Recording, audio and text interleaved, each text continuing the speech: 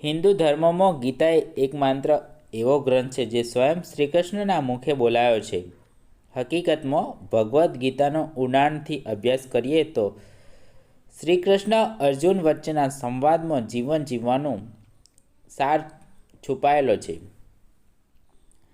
આથી જ money management ગુરુથી લઈ મનોવૈજ્ઞાનિકો જીવન જીવવાની ફિલસૂફી માટે ગીતાને અનુસરવા કહે છે. સફળ થવા માટે આજે ગીતા જયંતિ પર ગીતાના કેટલાક ઉપદેશોનો આત્મસાત કરીએ. 1. કર્મ કરતો રહે, ફળની આશા ન રાખ. કર્મે વ્યાધિ કારસ્તે મા ફલેષુ કદાચન મા કર્મ ફલે હેતુ ભૂમો તે સંડો સ્વ કર્મણી. ગીતાના આ શ્લોકમાં કર્મનો સિદ્ધાંત પર વિશેષ ભાર આપવામાં આવ્યો છે. ટૂંકમાં કહીએ તો કર્મ કરતો રહે, ફળની આશા ન રાખ. કુરુક્ષેત્રમાં ભગવાન શ્રીકૃષ્ણએ અર્જુન સાથેના સંવાદમાં જણાવ્યું હતું કે ફળની આશા રાખ્યા વગર કર્મ કરતા રહેવું એ મનુષ્યનું કર્તવ્ય છે. કર્મના ફળ એટલે કે પરિણામ પર ભલે મનુષ્યનો અધિકાર ન હોત, પરંતુ ફળની ચિંતા કર્યા વગર સાચા મનથી કર્મ કરતો રહેનાર વ્યક્તિ તેના લક્ષ્યને પામી શકે છે. સાદી ભાષામાં સમજીએ તો જ્યારે તમે ફળ કે પરિણામ મેળવવાના આશ્રયથી કર્મ કરશો તો તમારું કર્મ લક્ષ્ય કર્મ અને તેના પરિણામ વચ્ચે ડંફાઈ જશે. આમ ભટકવાથી કર્મનું ફળ કરવામાં તમે તમારી સંપૂર્ણ શક્તિ આપી શકશો નહીં. આથી જ કર્મ કરતા રહેવું એ જીવન જીવવાનો મૂળ મંત્ર હોવો જોઈએ. 2. પોતાના મન પર નિયંત્રણ. જીત્વાત્માન પ્રશાંસ્ય પરમાત્મા સમાહિત સુતોસ્મ સુખ દેશુ તથા માનપમાનયો. આ શ્લોકમાં અર્જુન સાથેના સંવાદમાં શ્રીકૃષ્ણ કહે છે કે જે વ્યક્તિ પોતાના મન પર નિયંત્રણ મેળવી શકે છે, લોકો દ્વારા થતા અપમાન કે સુખ તેમજ દુઃખ જેવી પરિસ્થિતિને સ્થિત પ્રજ્ઞ થઈ પચાવી લે છે, તે લોકો ભગવાનની કૃપાને પાત્ર છે.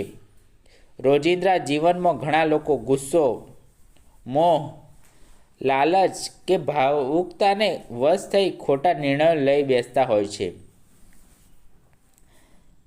ત્યારે આ પરિસ્થિતિમાં સ્વયં પર નિયંત્રણ મેળવી કર્મના સિદ્ધાંતને અપનાવવો એ જ મનુષ્ય જીવનનો સાચો ધર્મ છે. કર્મના સિદ્ધાંતના આ માર્ગ મનુષ્ય વિષમ પરિસ્થિતિઓમાં ચલિત થવાને બદલે પોતાના લક્ષ્ય તરફ ધ્યાન કેન્દ્રિત કરી સફળતા પામી શકે છે. શાંત ચિત્ત અને સમ સ્થિતિમાં રહેવું. ચિંતામ્ય જાય તે દુઃખ ન્યાય હેતુ નિશ્ચિત તથા હિન સુખી શાંતમ સર્વત્રમ ગોલિત સ્મુહ.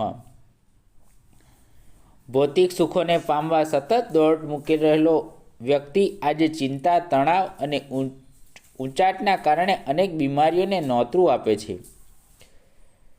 ભૌતિક સુખોની ઝાઝમ પથરાયેલી હોય અને મન અશાંત હોય તો સાચા અર્થમાં જીવનને માણવાનો લુપ્ત ઉઠાવી શકશે નહીં. ઉપભોક્ત ગીતાનો શ્લોક જીવન જીવવાની આ જ ફિલસૂફીને અનુસરવા કહે છે. આ શ્લોક પ્રમાણે ચિંતા અને વ્યક્તતા અને દુઃખની લાગણી જન્માવે છે. ટૂંકમાં જો સફળતા કે લક્ષ્યને હાસિલ કરવાનો જો સચોટ અને ચિંતાથી ઘેરાયેલા રહેશો તો પણ ઈચ્છિત પરિણામ મેળવવા છતાં પણ તમે ભોગવી શકાશે નહીં. આથી કોઈપણ સ્થિતિમાં સુખી રહેવા માટે શાંત ચિત્ત અને સમસ્થિતિમાં રહેવું એ અનિવાર્ય છે. 4. જે જીવનમાં શાંત ચિત્ત અને સ્થિર પ્રજ્ઞતા કેળવી ક્રોધાત્મીવતી સમૂહ સુમોહ સ્મૃતિ ભ્રમ સ્મૃતિ બ્રહ્મ બુદ્ધિ નાશો બુદ્ધિ શાંતમ સંયમતી. અર્થાત ક્રોધથી ભ્રમ પેદા થાય છે. ભ્રમ પેદા થવાથી સ્મૃતિ ભ્રષ્ટ થાય છે. સ્મૃતિ ભ્રમ થવાથી મનુષ્યની બુદ્ધિનો નાશ પામે છે. ગુસ્સો, ક્રોધ મનુષ્યના મોટા દુશ્મન છે. ગુસ્સાના આવેશમાં મન પર નિયંત્રણ રહેતો નથી અને બુદ્ધિ ક્ષીણ પામે છે. આથી સાચો નિર્ણય લઈ શકાતો નથી. આથી જ જીવનમાં શાંત ચિત્ત અને સ્થિર પ્રજ્ઞતા કેળવી આવશ્યક છે. 5. દૃઢ નિશ્ચય સાથે માત્ર કર્મ તરફ પોતાનું ધ્યાન કેન્દ્રિત કરવું. હતો વા પ્યાસંતી સ્વર્ગમ જિલ્લાવા ક્ષોપાતે મહિમ તસ્માત ઉષ્ટિત કૌંતેર્ય યુદ્ધમ કુત્ર નિશ્ચય. આ શ્લોકમાં શ્રી કૃષ્ણ અર્જુનને કહે છે કે હે કાંતિય, જો યુદ્ધમાં તું વીરગતિ પામીશ તો સ્વર્ગ મળશે અને જો વિજય થઈશ તો ધરતીનું સુખ મેળવી શકીશ. આથી દૃઢ નિશ્ચય સાથે યુદ્ધમાં આગળ વધ.